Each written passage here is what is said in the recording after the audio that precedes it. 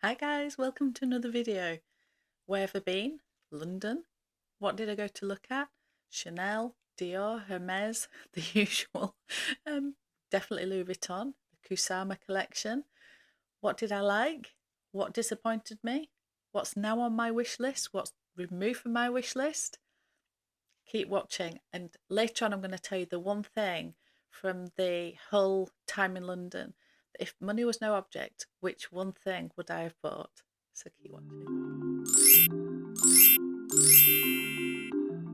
So while I was in London, I wanted to have a really good look round, and there was quite a few things I wanted to have a look at. So these are the things I went to see. So Fendi in general, there's no stores anywhere near where I live. I have to go to London, so I wanted to look at Fendi in general, particularly the Colibi shoes, and I wanted to look at the baguette. I just did. In Louis Vuitton, I wanted to go see the Kusama collaboration, particularly at Harrods, because I knew they were having a huge, I suppose I wouldn't even call it a pop-up, it's absolutely huge.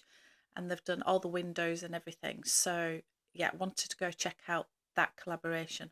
Also wanted to try on for the fifth time the Star Trail boots from Louis Vuitton, and I also wanted to have a look at one of the side trunks in leather because I haven't seen those in the flesh. I've only seen the monogram. If you've seen that other video, I wanted to go to Chanel and look at the Chanel 19s.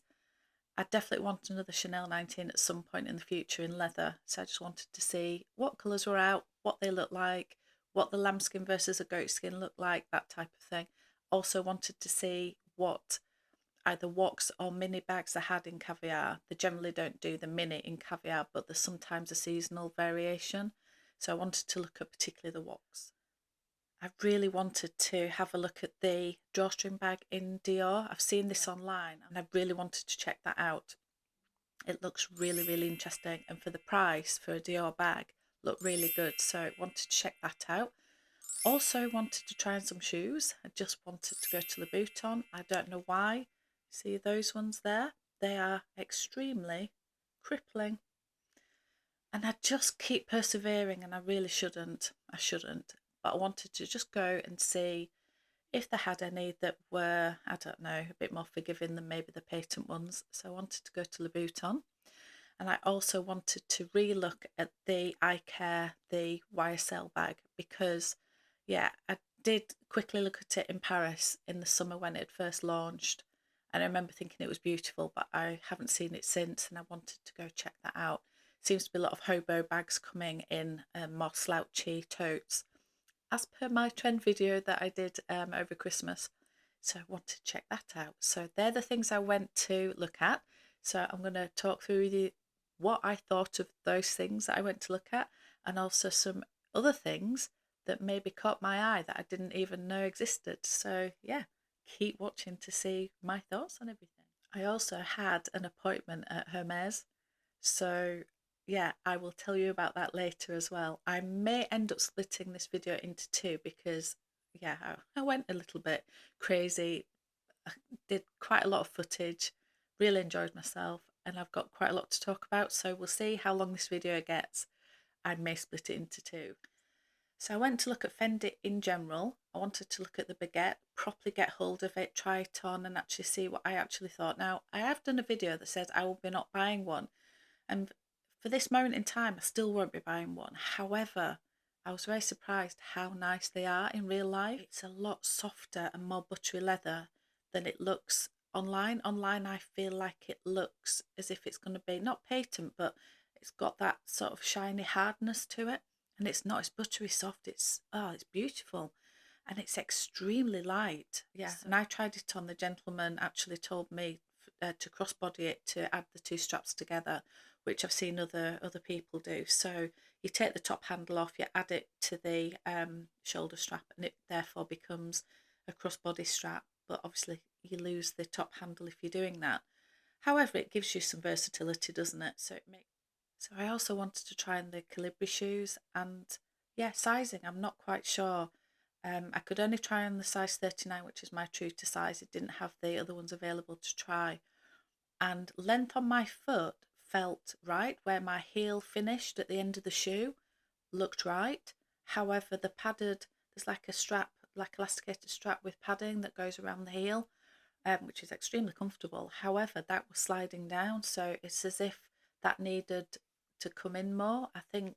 So maybe I did need to go down half a size, but then I don't know how that would impact on the length of the shoe. I don't know. However, from what I tried on the high heel and the smaller heel, and they felt very comfortable. It was just that bit that was sliding that was, yeah, that I wasn't 100% sure about. They are extremely expensive shoes.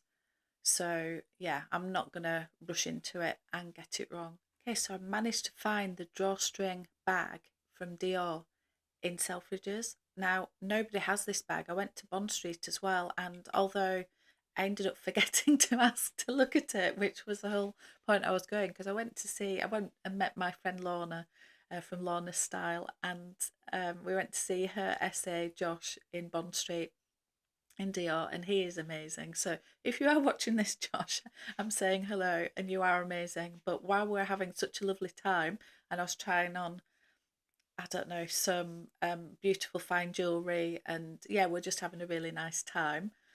I completely forgot to ask you if you had the drawstring bag for me to have a look at.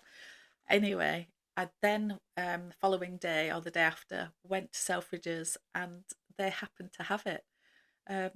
So yeah, I managed to try it on. Online, it looks like it should be really smushy, and it's got the canage, and then it's got the drawstring at the top, and it's got a chain to go crossbody, and it looks like it should be quite smushy and everything, and it's not. It's actually it's very small, which I thought it would be for the price that it is.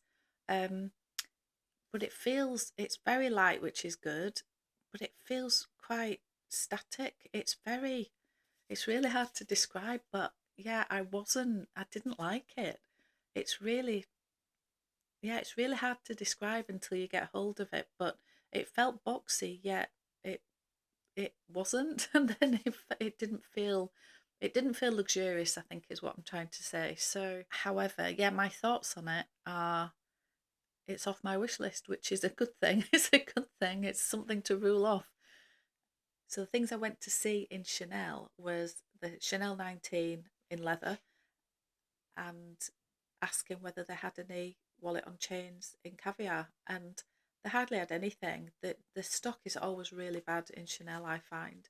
They had a couple of wallet on chains in caviar. Only Chanel 19 that he brought to show me in leather was a bright pink one. Now it was actually really beautiful, and I'm going more into colour.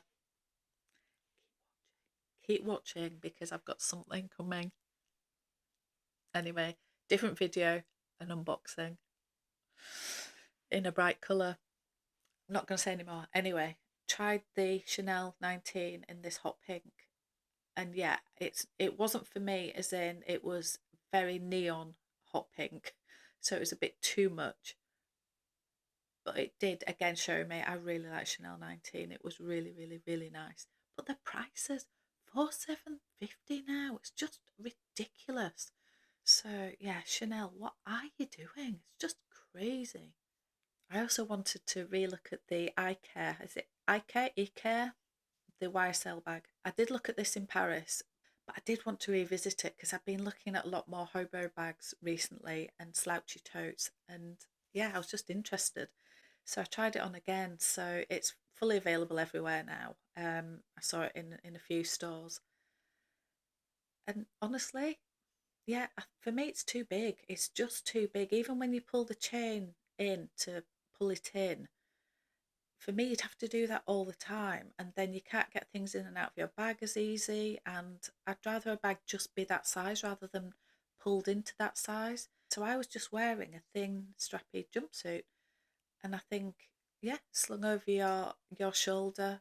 Yeah, it actually, I was really impressed in Paris, but trying it on a, yeah, a cold winter day in London, but yeah, trying to get it over your coat onto your shoulder wasn't quite as easy. So I'm really glad that I sort of, yeah, I didn't get carried away with trying it on with, yeah, without layers and thinking about how I would actually use it.